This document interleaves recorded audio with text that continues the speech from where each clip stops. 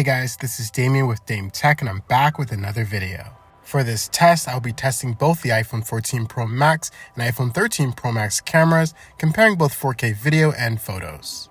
However, I must note, I did enable the 48 megapixel ProRAW mode on the iPhone 14 Pro Max. Enabling this mode doesn't actually make this test unfair, as most of the new photography features for the 14 Pro Max is locked behind their 48 megapixel camera.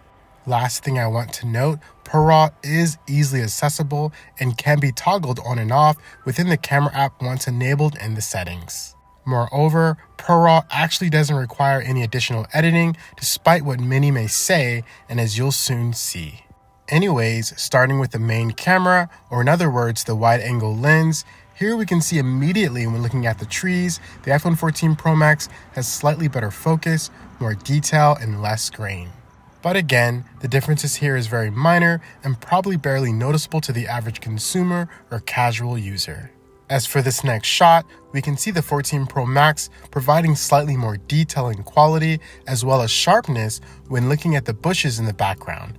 But again, very minor and barely noticeable in my opinion. Also, stabilization is pretty on par and the same for each main camera lens.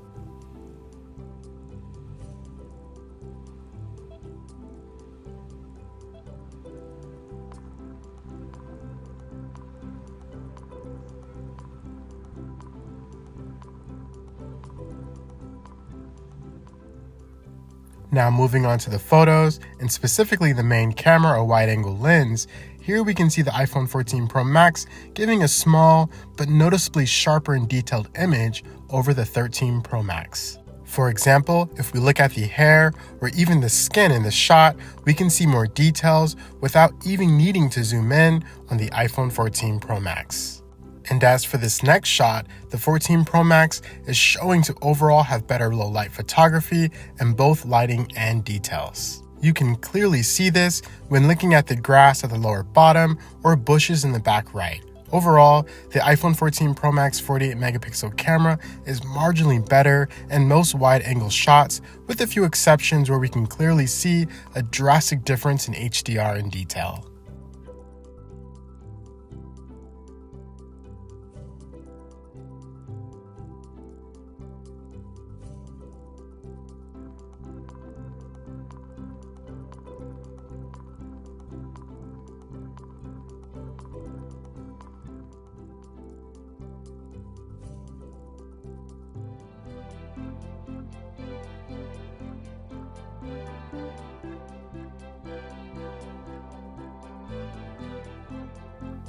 Now moving on to the ultra wide angle lens, here is where I can see a big difference in both video and photography as it pertains to low light camera performance. Starting with video, right off the bat, the HDR and detail is much better on the iPhone 14 Pro Max.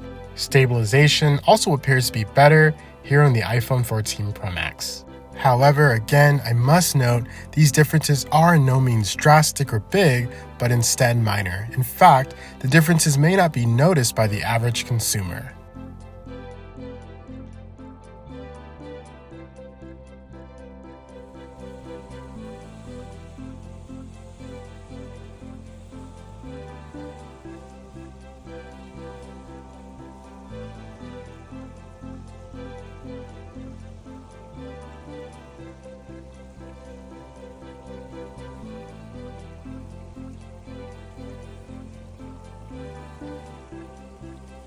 Now, for the photos, I think the 14 Pro Max has actually quite a noticeable gap in HDR, details, and color accuracy when compared to the 13 Pro Max.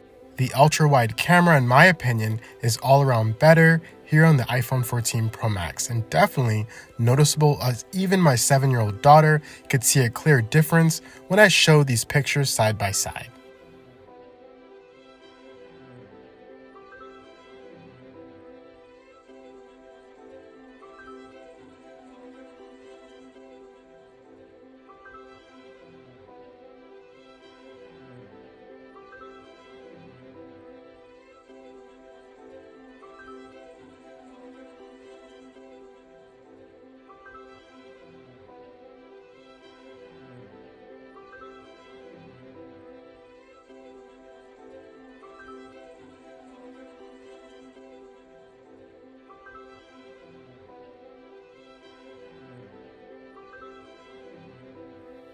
In conclusion, the 14 Pro Max and 13 Pro Max cameras are both phenomenal, and you can't go wrong with either of these devices when it comes to overall camera performance.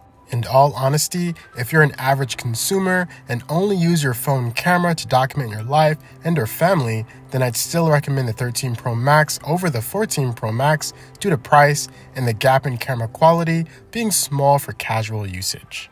Now, if you're a pro user and want to edit, upscale print, or use photos for production purposes, then the 14 Pro Max is the better buy.